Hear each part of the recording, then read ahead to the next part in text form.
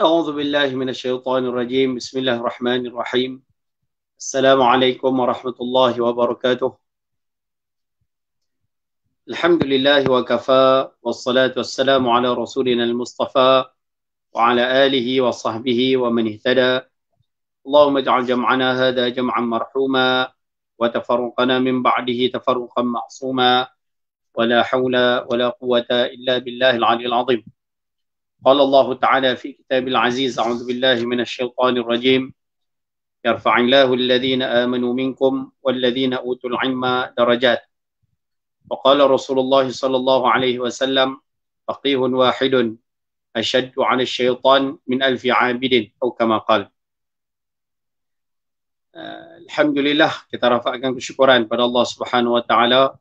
Malam ni malam yang keempat daripada bulan Safar 1443 Hijrah. Allah masih lagi menjangkan usia berikan kita kelapangan, kesihatan, sama-sama berada dalam pengajian ataupun majlis ilmu secara online, secara atas talian, yang mana mudah-mudahan walaupun kita siaran secara maya, tetapi mudah-mudahan ganjaran yang kita perolehi seumpama kita majlis secara fizikal, mudah-mudahan insya-Allah.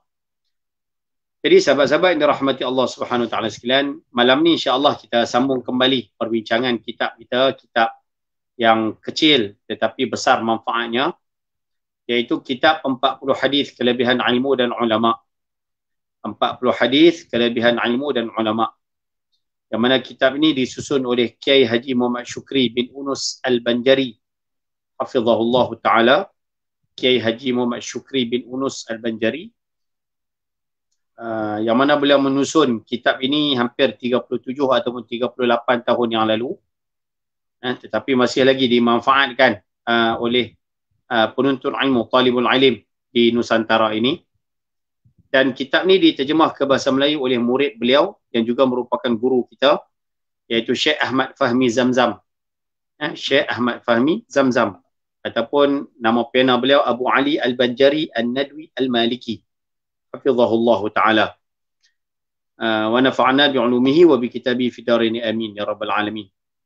Dan malam ni insya-Allah kita akan sambung pengajian kitab ini pada muka surat. Bagi siapa yang ada kitab, kita akan tengok pada muka surat yang ke-50, iaitu hadis yang ke-25.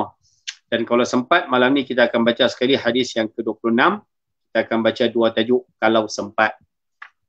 InsyaAllah. بسند المتصل إلى مؤلف الكتاب وقال المصنف رحمه الله تعالى ونفعنا بعلومه وبكتابه في الدارين آمين يا رب العالمين. Hadis ke-25. Semua pelajar pasti untung, dan kalau faham ilmu maka bertambah untung lagi. Itu tajuk hadis yang ke-25 yang kita akan kongsikan pada malam ni. Baik. Hadisnya berbunyi, وعن واثلة بن أشقع رضي الله تعالى عنه يقول قال رسول الله صلى الله عليه وسلم من طلب العلم فأدركه كان له كفلان من الأجر فإن لم يدركه كان له كفل من الأجر أو كما قال أخرجه الدارمي في سننه. Baik.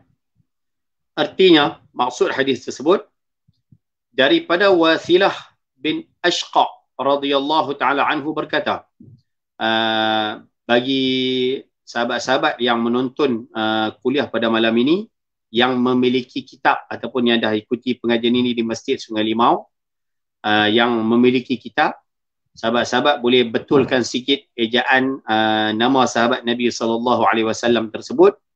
Dalam perkataan Arabnya Wathilah. Jadi dalam perkataan Melayu yang diterjemahkan di bawah itu, ejaan yang betulnya adalah Wathilah. W-A-S-I-L-A-H. Huruf T itu kalau boleh padam. Dia bukan Watsilah, dia Wasilah. Wathilah. Boleh perbetul ejaan. Daripada Wathilah bin Ashqa. Dia bukan Asqa, dia A-S-H.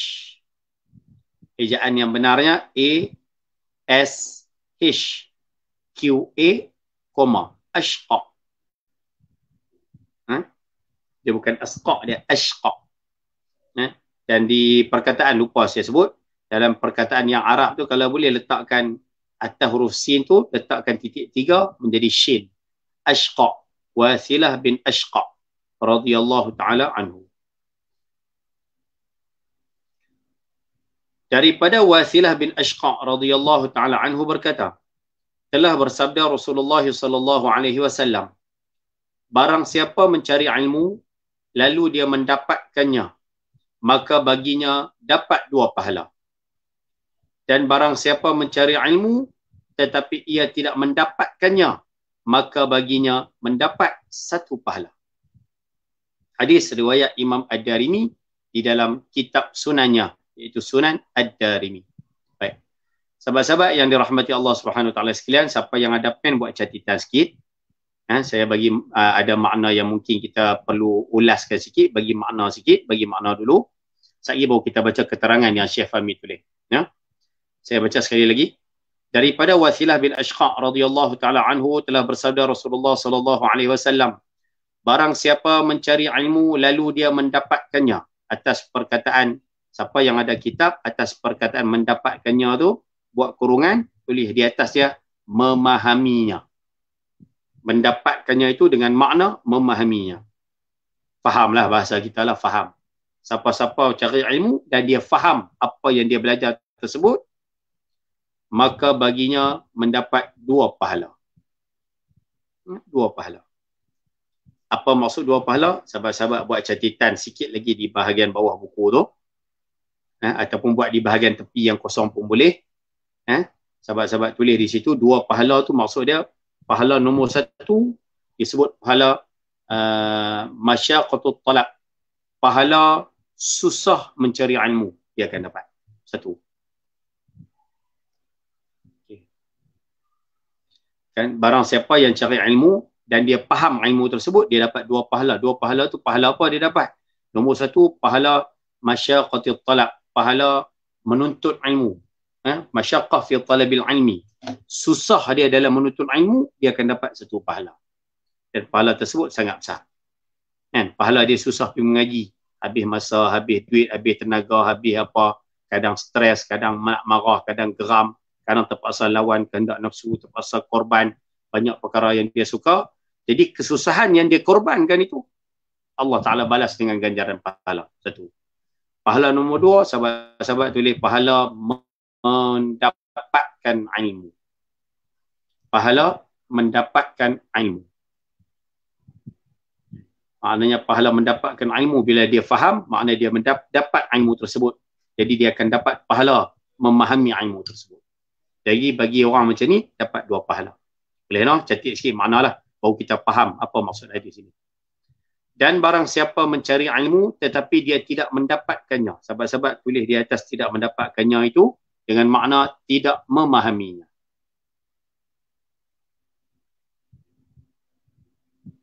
No? Tidak memahaminya, maka baginya dapat 1 pahala. Sahabat-sahabat boleh catat dekat 1 pahala itu, tulis di situ pahala susah menuntut ilmu.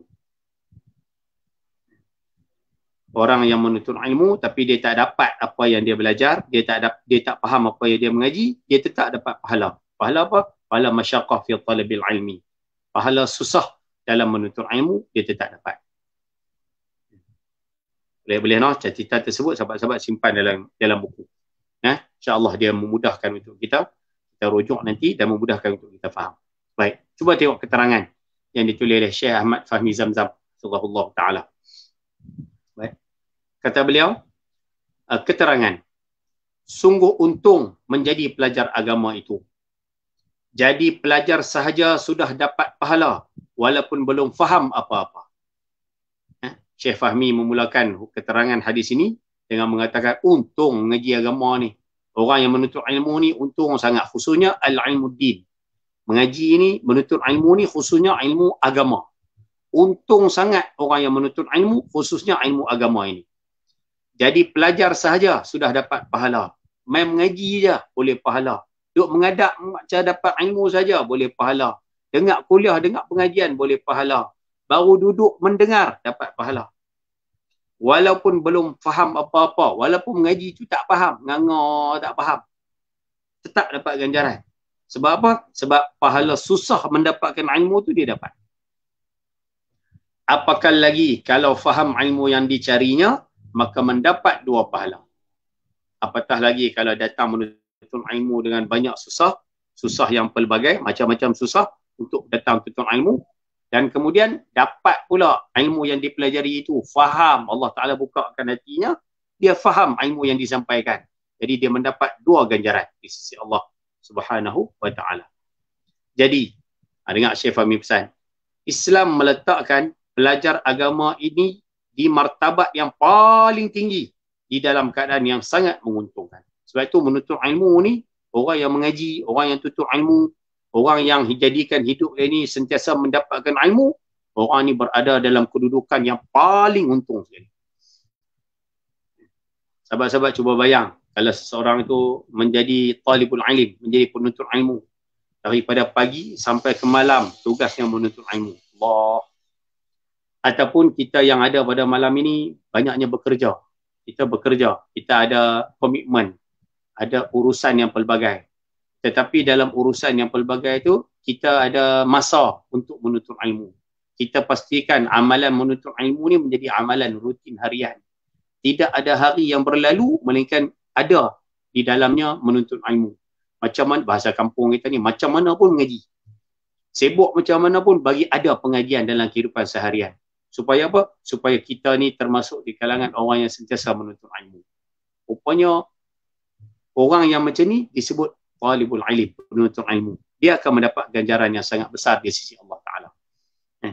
Ada orang tanya, adalah satu soalan orang tanya. Dia kata, Ustaz,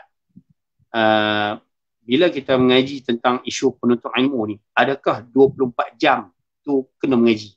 Kena mengaji 24 jam baru dikira penuntut ilmu. Macam mana, macam seumpama kami bekerja. Kemudian bila malam, kami ambil masa menuntut ilmu. Kemudian esoknya kami bekerja. Malam esok kami mengaji tuntut ilmu. Kami ni dikira tak sebagai talibul ilim? Jawapannya, ya. Kita termasuk juga di kalangan talibul ilim, penuntut ilmu. Sekiranya kita istiqamah menuntut ilmu. Jadikan malam kita tu, waktu malam, waktu kita menuntut ilmu. Jangan sibuk dengan isu lain. Jangan sibuk dengan perkara lain. Waktu untuk tuntut ilmu, kita akan utamakan menuntut ilmu dahulu. Kita utamakan pengajian dahulu. Waktu tersebut, pengajian dulu. Apa pun, letak tepi. Rupanya itu dikira, selama mana kita boleh istiqamah, kita dikira sebagai penuntut ilmu. Sama lah macam orang mengaji. Kalau kita tengok orang mengaji, ambil lah mengaji apa-apa, mengaji pondok contohnya. Sama juga orang mengaji pondok, dia bukannya mengaji daripada sebelum subuh, tandah sampai malam. Ngaji lah. Dia ada masa dia rehat, dia ada masa dia nak bersosial dengan kawan-kawannya. Kadang-kadang petang main bola, kadang-kadang waktu makan. Kalau waktu tidur malam, dia akan tidur rehat dulu. Kalau waktu zikir, dia akan zikir dulu. Kan? Tapi dia dikira penuntut ilmu. Bukan bermakna 24 jam itu dia habiskan dengan ilmu. Tidak. Tetapi masanya banyak dihabiskan dengan ilmu. Tapi putus dengan amalan lain itu tetap ada. Itu contoh penuntut ilmu. Kita hari ni tak mampu nak sampai tahap macam tu. Sebab kita ada komitmen yang pelbagai lah, macam-macam komitmen ada. Tapi apa salahnya pastikan dalam seharian ada waktu kita menuntut ilmu. Jangan biarkan sehari itu berlalu kosong tanpa kita menuntut ilmu. Itu saja. Untung orang mengaji ni untung. Tidak ada ruginya jadi pelajar, tak rugi. Jadi penuntut ilmu ni sangat-sangat menguntungkan. Sikit pun tak rugi. Ilmunya akan bertambah. Bila mengaji, ilmu akan bertambah. Martabatnya sentiasa ditinggikan. Lagi banyak kita menuntut ilmu, Allah Ta'ala akan tinggikan kedudukan kita. Di kalangan makhluk Allah Ta'ala yang lain. Sebab tu orang yang menuntut ilmu ni dia ada haibah dia. Kita mengaji bukan nak haibah. Tetapi orang yang menuntut ilmu, Allah Ta'ala kurniakan haibah kepada dia. Dia nampak hebat. Ilmunya akan bertambah. Orang yang mengaji ni, ilmu akan bertambah. Martabatnya sentiasa ditinggikan. Rezekinya dijamin. Jadi kita dah mengaji dulu hadis nombor 11. Tak silap saya. Atau nombor 9. Hadis yang ke-9. Yang kita pernah mengaji sebelum ini.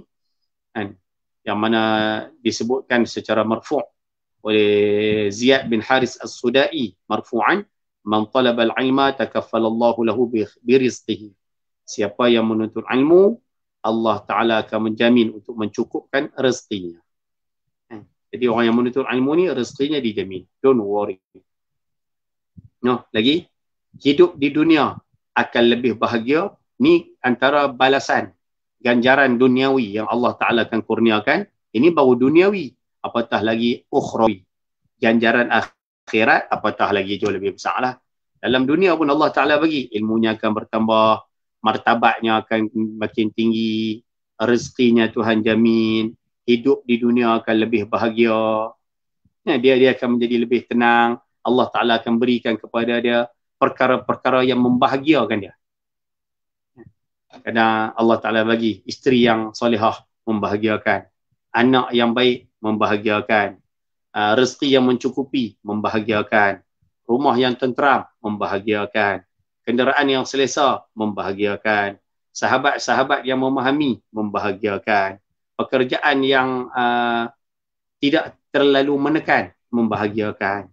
Rupanya orang yang menuntut ilmu, Allah Ta'ala akan bagi 1001 kelebihan duniawi kepada dia. Kalau tak mau rugi. Nampak tu lah. Tak mau ambil, rugi. Lepas tu tambah time PKP ni lagi ya, sahabat-sahabat. Masa kosong banyak. Taklah kot kita semua pekat sibuk dengan benda lain kan. Tapi sebenarnya boleh ambil. Selain pada kita duk kalut dengan perkara-perkara yang lain, ada ruang yang boleh kita manfaatkan untuk menuntut ilmu. Bahasa kampung kita ni mengaji lah. Baik, sambung. Yang dikerjakan saban hari, pekerjaan para nabi. Menuntut ilmu, kan? Innama bu'ithu mu'alliman. Hanya sahaja kata baginda sallallahu alaihi wasallam, aku diutuskan dalam satu riwayat untuk menyempurnakan akhlak. Dalam riwayat yang ni, mu'alliman, sebagai orang yang mengajar, menyampaikan ilmu. Jadi pekerjaan para nabi juga menyampaikan ilmu. Jadi kita bila bergelumang dengan ilmu, kita bergelumang dengan sesuatu yang dikerjakan oleh para nabi dan para rasul. Itu penting ilmu. Baik, sambung. Dan di akhirat pula mendapat pahala yang besar dan ditempatkan di dalam syurga bersama dengan para anbiya dan mursalin. Anbiya maksudnya nabi-nabi. Bukan apa kopi anbiya apa duk viral tu, bukan. Anbiya maksudnya para nabi. Mursalin para rasul. Di dalam syurga akan ditempatkan bersama dengan para nabi dan ditempatkan bersama dengan para rasul. Allahu Akbar. Ini kelebihan orang yang menuntut ilmu. Lepas tu sahabat-sahabat, kita duk mengaji banyak hadis dah berkaitan dengan kelebihan orang-orang yang menuntut ilmu. Orang yang mengaji ni mudah jalan ke syurga. Orang yang menuntut ilmu ini Allah Ta'ala pilih. Orang yang menuntut ilmu ni sama macam mujahid, maksudnya sama macam orang yang berjuang pada jalan Allah. Orang yang mengaji ni dosa dia diampunkan. Dan kita dah mengaji banyak kelebihan berkait dengan menuntut ilmu. Sebab itu kalau boleh jadilah di kalangan kita ni pelajar-pelajar. Jadilah kita. Kan? Ada orang ni bahasa ni mungkin tak apalah kita open minda sedikit. Kan? Ada orang dia menghampiri ataupun mengabdikan diri pada Allah bi-ta'ah, dengan ketaatan. Maksudnya dengan ibadat. Ada orang rajin semayang, rajin puasa, rajin baca Quran, rajin zikir. Alhamdulillah. Satu perkara yang sangat baik, nikmat yang sangat-sangat besar. Ada orang mengabdikan diri pada Allah, maksudnya mentaati perintah Allah dengan cara berkhidmat. Ada. Dia bantu orang, dia tolong orang susah. Dia tak banyak buat ibadat. Semayang puasa, semayang fardu jagalah. Tapi dari sudut ibadat, dia kurang. Dia banyak berkhidmat kepada makhluk Allah Ta'ala. Ada orang mengabdikan diri pada Allah dengan jalan yang macam tu. Ada orang memilih jalan perjuangan, jalan peperangan, jalan terlibat dalam memperjuangkan, mempertahankan kebenaran, mempertahankan hak, bersuara, menegakkan kebenaran. Ada orang ambil jalan itu untuk mengabdikan diri pada Allah Ta'ala. So dia jalan untuk menuju ke syurga ni banyak. Tetapi ada sebahagian ulama yang berpegang dengan satu slogan, dan kita kalau boleh ambil slogan ni juga. Slogan ni kita ambil. Di samping kita juga nak jadi ahli ibadat, nak masuk syurga melalui jalan ibadat, kita nak masuk syurga juga melalui jalan khidmat, kita nak masuk syurga juga melalui jalan perjuangan, jalan pengorbanan, jalan apa yang ada untuk menuju ke syurga. Tapi kalau boleh jangan lepaskan jalan ini. Jalan apa? Disebut sebagai jalan ilmu. Ada ulama yang mengatakan nahnu nata'abbadanallahu bi talabil ilmi. Kami ini mentaati perintah Allah, kami ini ikut perintah Allah, kami ini beramal untuk kepada Allah Ta'ala dengan cara menuntut ilmu. Bahasa kampung kita, ngaji. Ada orang banyak semayang, ada orang banyak puasa, banyak-banyak zikir, banyak macam-macam buat. Tapi ada orang, dia banyak mengaji. Dia jadikan mengaji dia tu, menuntut ilmu tu, ibadat. Dan saya rasa tak rugi sahabat-sahabat sekalian, kita ambil jalan ni. Tak rugi ambil jalan ni. Sebab jalan ni jaminan dia dunia dan akhirat sangat besar. Habuan dunia pun Allah Ta'ala bagi, habuan akhirat pun Allah Ta'ala bagi. Jalan ilmu. Dan mungkin yang mengaji, yang mendengar pada malam ni, kita mungkin boleh ambil prinsip ni kot. Nahnu nata'abbadanallahu bi talabil ilmi. Kami mengabdikan diri pada Allah ni dengan jalan, dengan cara menuntut ilmu, mengaji. Rupanya mengaji ni juga satu ibadat. Sebab tu untuk guru kita duk pesan mengaji jaga adab, mengaji jaga peraturan, kita menuntut ilmu kena jaga batas-batas dan sebagainya, kerana ia juga satu ibadat kita kepada Allah Ta'ala. Kena jaga. Baik, sambung. Syekh Fahmi sebut lagi, saya baca sekali lagi. Di akhirat pula akan mendapat pahala yang besar dan ditempatkan di dalam syurga bersama dengan para anbiya dan para mursalin. Kata Syekh Fahmi, apakah ada lagi kemuliaan yang lebih daripada ini? Ada lagi ke orang yang dapat kedudukan seumpama ni? Ada lagi ke manusia yang dapat layanan special seumpama ni? Kan? Di bawah tu Syekh Fahmi jawab, sudah tentu tidak ada. Tak ada. Tak ada, hanya nak dapat layanan macam ni, tak ada. Sebab tu kalau boleh ambil jalan ni. Yang mendengar malam ni kita ambil jalan ni. Jadilah kita penuntut ilmu, ngaji. Bahasa kampung kita ngaji. Rasanya, kata Syekh Fahmi, sudah tidak ada lagi pekerjaan yang lebih mulia daripada menjadi pelajar agama. Apatah lagi kalau kelak akan menjadi ulama yang dapat menyinari masyarakat dengan ilmunya, maka akan lebih tinggi dan lebih mulia lagi martabatnya. Kalau kata mengaji pun dah tinggi kedudukan. Kalau kata jadi penuntut ilmu pun dah banyak kedudukan. Apatah lagi kalau Allah Ta'ala pilih dia menjadi orang alim yang boleh menyampaikan ilmu tu pula, sebarkan ilmu tu pula pada orang lain. Allah. Hebat sahabat-sahabat sekalian. Saya rasa saya pernah kongsi dah kan, ataupun sahabat-sahabat boleh tengok dalam internet. Kan ada cerita daripada Syekh Hisham Burhani yang diviralkan, cerita berkaitan dengan penggali kubur. Kan ada cerita penggali kubur. Dia gali kubur, dia uruskan jenazah pertama, tiba-tiba berlaku peristiwa yang dia tak pernah tengok, kemudian pengsan. Kemudian selepas sebulan dia korek kubur lagi sekali. Dia uruskan jenazah yang kedua, pun berlaku peristiwa yang sama, peristiwa yang baik lah. Tapi kali kedua ni beliau sudah tak pengsan lah, kali kedua tak pengsan. Lalu dia bertemu dengan waris orang yang kedua yang meninggal dunia tersebut, tanya apa rahsia, apa amalan laki-laki ni, apa amalan orang yang dah meninggal dunia ni. Kan wanita tersebut, wanita tu ada yang mengatakan ibu dia. Ibu dia kata, saya diuji oleh Allah dengan ujian yang berat. Hari ini anak saya meninggal dunia. Ini yang hari ini yang Tuan urus ni. Dan bulan lepas anak saya yang seorang lagi meninggal. Maksud dia yang masa penggali kubur tu pengsan tu, rupanya anak perempuan ni juga. Maknanya perempuan ni diuji oleh Allah Ta'ala dengan kematian dua anaknya. Tapi penggali kubur tu mendapat ataupun melalui satu pengalaman yang sama. Pengalaman baik yang sama. Jenazah yang pertama pun dia nampak sekian-sekian perkara yang aneh. Jenazah kedua pun nampak perkara yang sama, yang aneh tu juga. Bila dia tanya kepada mak dia, apa amalan anak kamu ni, apa amalan kedua-dua anak kamu ni, kan dalam kisah tersebut Syekh Hisham Burhani hafizahullah Ta'ala menyebutkan anak-anak yang pertama tu rajin menuntut ilmu, rajin mengaji. Dia orang yang rajin menuntut ilmu. Maksud dia talibul ilm, penuntut ilmu macam kita kata tadi. Dan yang kedua, anak yang kedua ni bekerja. bekerja. Tapi walaupun bekerja, hasil pendapatan itu dia banyak habiskan kepada talibul alim. Dia banyak habiskan kepada ilmu, orang apa ahli ilmu, para ulama, kelengkapan dan sebagainya. Maksudnya yang kaitan dengan ilmu lah. Dia banyak khidmat untuk situ. Rupanya kelebihannya sangat besar. Akhirnya pengali kubur tu mantil, tak jawatan pengali kubur, terus pergi mengaji. Yang mana akhirnya Allah Ta'ala bagi beliau menjadi orang alim. Alim, jadi alim. Pengali kubur lah. Dan bila meninggal dunia, Allah Ta'ala ganti anak dia pun jadi orang alim. Anak meninggal, datang cucu. Cucu pun jadi orang alim. Berkat. Tu yang kata mana ada, tak ada. Sebab tu penting. Kita ramai mengaji hari ni, pakat-pakat rebut jalan ni. Ambillah jalan ni, menuntut ilmu.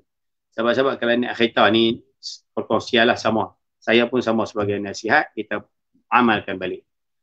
Kadang-kadang kita nak kereta, walaupun sekarang ni PKP, kita tak boleh lama-lama nak kereta kan. Tak boleh pergi jauh. Apa salahnya naik kenderaan? Sahabat-sahabat pasang, dengar kuliah. Duduk dalam kereta, dengar kuliah. Kalau kata duduk di rumah, dengar kuliah. Waktu pengajian, dengar bagi serius.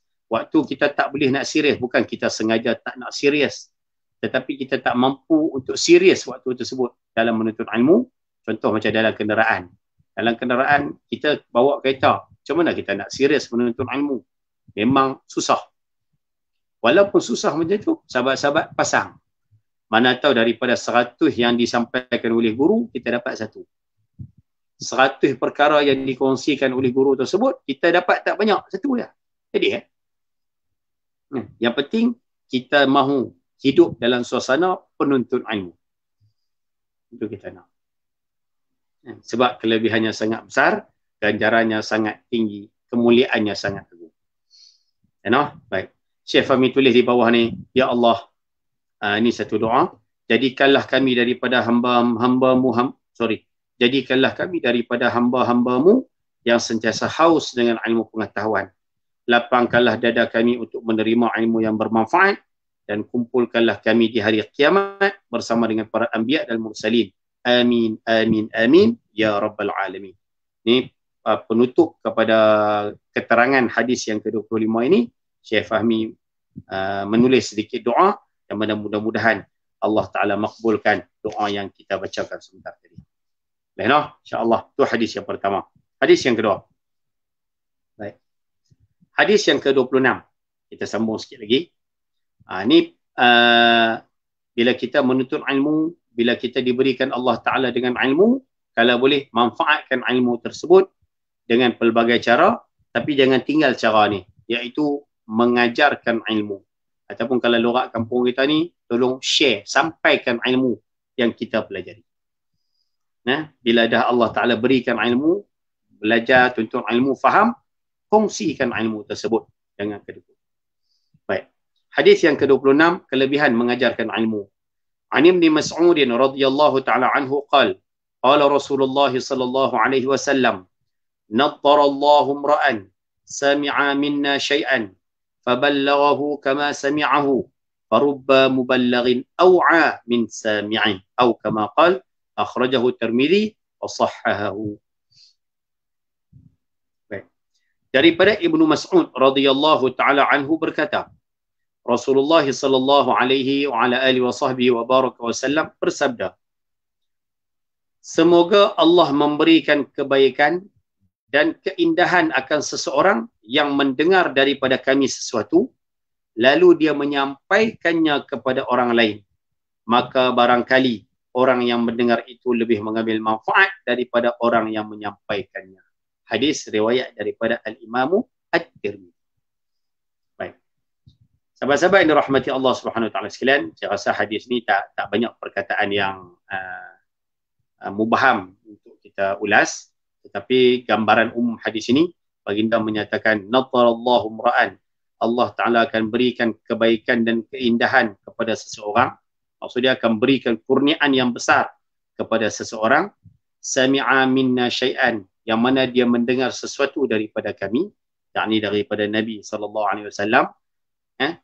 Baginda menyampaikan kepada sahabat, sahabat menyampaikan kepada tabi'in, tabi'in pada tabi'in, ulama kurung keempat, kurung kelima, kurung keenam sampai kepada kita hari ini kurun ke-14 kan. 1443 Hijrah, kita mendengar daripada guru sampai kepada baginda sallallahu alaihi wasallam kan. Lalu dia menyampaikannya kepada orang lain. Bila dia mendengar, dia sampaikan pula kepada orang lain. Allah Ta'ala akan berikan kebaikan kepada orang yang menyampaikan tersebut.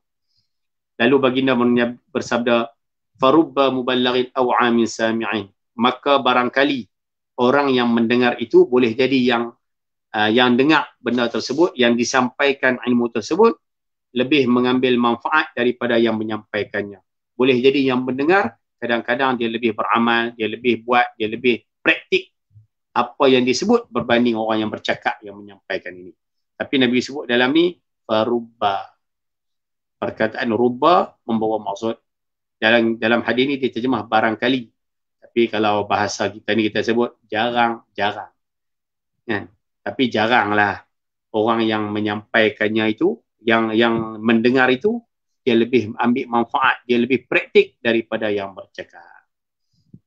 Tapi rubba, jarang-jarang, maknanya ada. Ada, boleh jadi.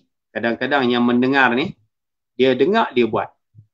Yang menyampaikannya itu kadang tak buat lagi. Tapi yang mendengar, buat dahulu. Boleh jadi, tapi rubba, jarang-jarang.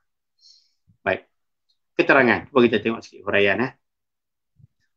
Orang yang alim itu, kata Syekh Fahmi, orang yang alim itu penyambung lidah para anbiya dan pewaris tugas mereka. Orang alim ni penyambung tugas para nabi. Itu saya mengajak baru ni di masjid, adalah perkongsian di satu masjid berkaitan dengan kan di akhir zaman akan berlaku fitnah, akan berlaku penipuan, akan berlaku orang yang menjadi saksi tanpa diminta, macam-macam lah. Maksudnya khianat tu terlalu banyak. Rupanya baginda sallallahu alaihi wasallam berpesan kepada kita, fa'alaikum bil jamaah. Nabi suruh kita duduk dengan jamaah. Bila dibahaskan berkaitan dengan jemaah, Nabi kata fa'alaikum bil jamaah, kamu kena duduk dengan jemaah. Soalannya, jemaah tu siapa? Jemaah apa? Jemaah apa nama, geng semayang jemaah ke?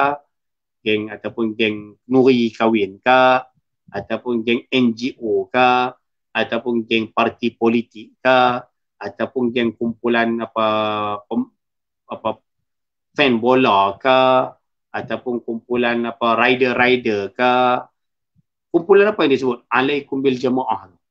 Rupanya dibahaskan oleh para ulama, apa yang Nabi sebut kamu kena duduk dengan jemaah di akhir zaman ini, yang mana Nabi sebut jemaah yang di dalamnya ada ahlul hilli wal aqdi. Yang mana dalam jemaah tersebut, dalam kumpulan tersebut ramai ahlul hilli wal aqdi. Ataupun kalau kita translate logat kita hari ni, ahlul ilmi, para ulama. Akhir zaman nak selamat, duduk dengan kumpulan para ulama. Tengok para ulama ni banyaknya di mana. Ulama ni bersepakat di mana. Ulama ni majoritinya berada dalam kumpulan mana. Bersamalah dengan mereka. InsyaAllah selamat. Boleh jadi, tak kiralah dalam lapangan apa. Sahabat-sahabat boleh tengok kalau dalam akidah ahli sunnah wal jamaah. Kita pegang dengan akidah Asy'ariyah Maturidiyah. Majoriti ulama dalam dunia ni berpegang dengan akidah tersebut. Kita pegang akidah tu. Tak perlulah bicara akidah yang lain. Tak perlu kita nak susah hati dengan akidah-akidah yang lain. Kita pegang dengan akidah yang disepakati oleh majoriti ulama. Dari sudut fiqahnya, dari sudut tasawufnya, dari sudut apa lagi? Kalau dari sudut sosialnya, kita tengok para ulama berpandangan macam mana. Majoriti ulama meletakkan pandangan tu di mana. Dari sudut undang-undangnya, dari sudut ekonominya, dari sudut politiknya sekalipun. Apa saja isu bersama dengan para ulama yang ramai. InsyaAllah kita selamat. Kerana mereka pewaris para Rasul. Maka sudah sewajarnya, kata Syekh Fahmi, maka sudah sewajarnya ia menyampaikan ilmu yang ada di dadanya kepada umatnya. Jadi orang alim ni penyambung tugas para Nabi, jadi mereka menyampaikan ilmu yang ada di dada mereka. Umat sangat memerlukan nasihat dan pedoman daripada para ulama. Yang ini kita kena faham.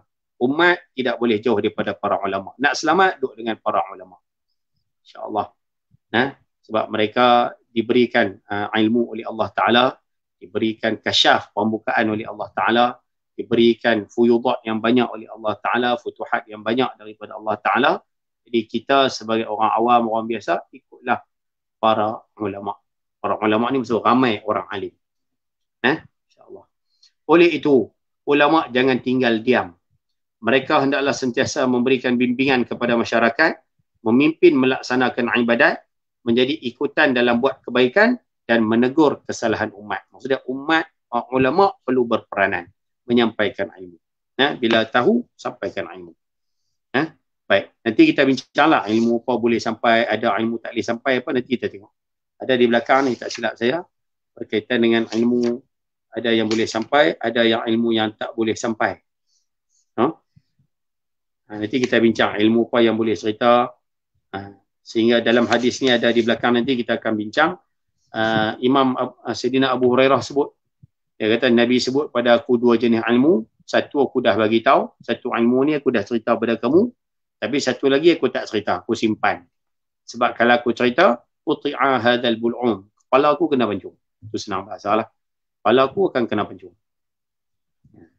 Maknanya ada ilmu yang perlu disampaikan, ada ilmu yang tak boleh disampaikan. Cuma dari sudut para ulama, ilmu yang perlu disampaikan itu perlu untuk disampaikan kepada masyarakat. Baik. Kalau ulama tinggal diam, kalau ulama ni senyap, ya, tidak menegur kesalahan umat, tidak membimbing masyarakat ke jalan yang diridai Allah, bererti mereka meninggalkan tugas yang diamanahkan Allah atas pundak mereka. Para ulama tak buat tugas, makna mereka tak buat apa yang telah ditugaskan oleh Allah Ta'ala. Oleh itu, mereka mesti bangkit dan bangun membina diri dan membina masyarakat.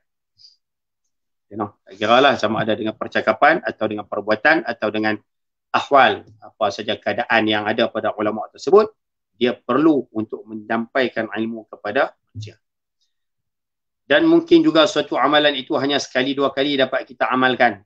Tapi bila kita telah sampaikan kepada orang lain, kan, ni Syekh Fahmi sebut, boleh jadi kita ni jarang beramal, kurang beramal. Bukan jarang, kurang beramal. Tapi bila kita share dengan orang lain, kongsi dengan orang lain, maka barangkali orang yang mendengar amalan itu daripada kita akan lebih banyak lagi mengamalkannya. Mungkin dia boleh mengamalkannya. Maka kita akan mendapat pahala berlipat kali ganda, keuntungan yang besar dari sebab menyampaikan amalan yang baik yang dapat diamalkan orang lain. Bila kita jarang, kita buat amalan tersebut tapi jarang. Bila kita sampaikan kepada orang lain, boleh jadi orang lain akan buat amalan tersebut. Boleh jadi lebih banyak daripada kita. Dan sepanjang selama dia melakukan amalan tersebut, kita akan mendapat ganjaran. Kerana addalu ala khairin kafa'ilih. Orang yang tunjuk kepada kebaikan, dia akan dapat pahala seperti mana orang yang buat amalan tersebut. Tapi kena buatlah. Kalau kita tak buat langsung tak buat. Tapi kita suruh orang buat tu, orang buat tu, orang buat tu. Kita langsung tak buat. Yang ni hati-hatilah. Takut nanti kita akan masuk dalam kategori wal'ayazubillah, masuk dalam kategori orang yang duduk dalam neraka, pusing, yaduru kama yaduru al-himari fil raha. Ya seumpama kaldai pusing pengisar gandum. Bila pusing pengisar gandum kan penduduk neraka tanya kan, bukankah kamu ni orang yang suka kunta amirun bil ma'ruf, bukankah kamu ni orang yang suka suruh orang buat baik? Kamu ni bukan orang yang duk menyampaikan kebaikan pada orang ke? Bukan kamu ni ke orang yang duk menentang kemungkaran, duk cegah kemungkaran ni? Duk cakap ataupun duk menyampaikan ilmu supaya tercegah kemungkaran. Kan lelaki-lelaki itu jawab kan, dia kata kuntu amirun bil ma'ruf wala atihi. Betul, aku suruh orang buat baik, aku menyampaikan kebaikan, tapi aku sendiri tak buat. Maksudnya tak buat langsung. Dan wa anha an munkarin, aku sekat, cegah, cakap, bagi tahu hukum, kata ni tak boleh, ni berdosa, ni haram, ni maksiat dan sebagainya. Wa atihi, tapi aku duk buat benda tu.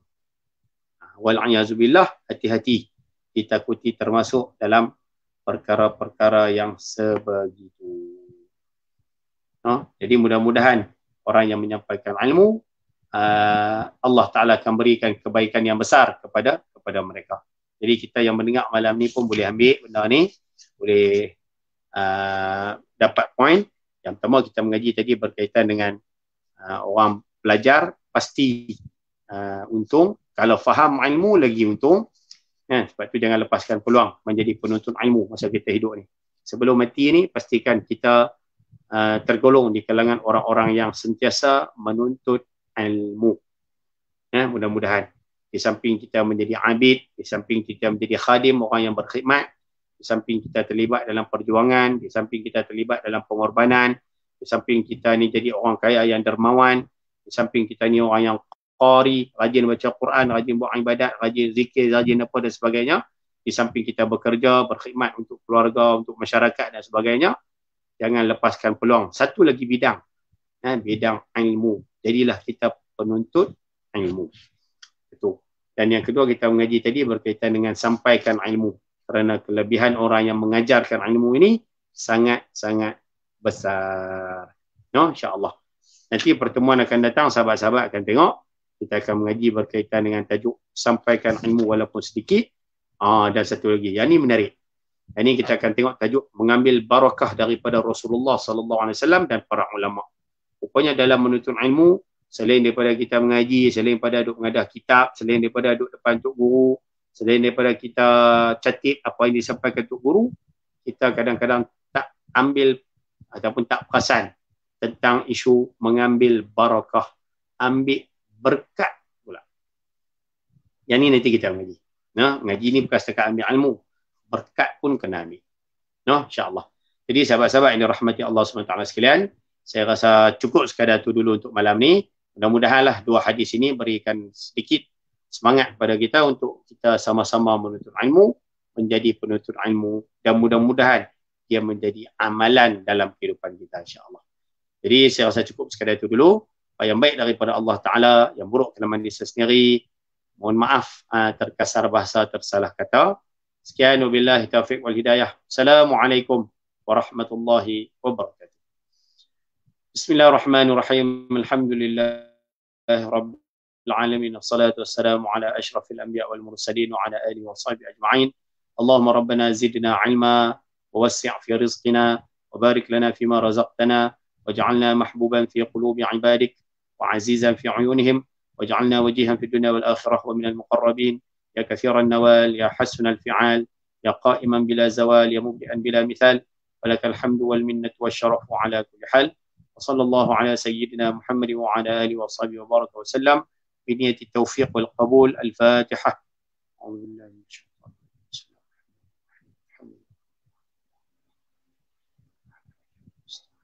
صراط المستقيم صراط الذين أنعمت عليهم غير المغضوب عليهم ولا الضالين. اللهم صل أفضل صلاة على أسعد المخلوقات كسيدنا محمد وعلى آله وصحبه وسلم عدد معلوماتك ومداد كلماتك كلما ذكرك ذاكرون وغفل عن ذكرك الغافلون. سلم ورضي الله تبارك وتعالى عن سادتنا أصحاب رسول الله أجمعين وحسبنا الله ونعم الوكيل ولا حول ولا قوة إلا بالله العلي العظيم. وصلى الله على سيدنا محمد وعلى آله وصحبه وسلم. الحمد لله رب العالمين. السلام عليكم ورحمة الله وبركاته.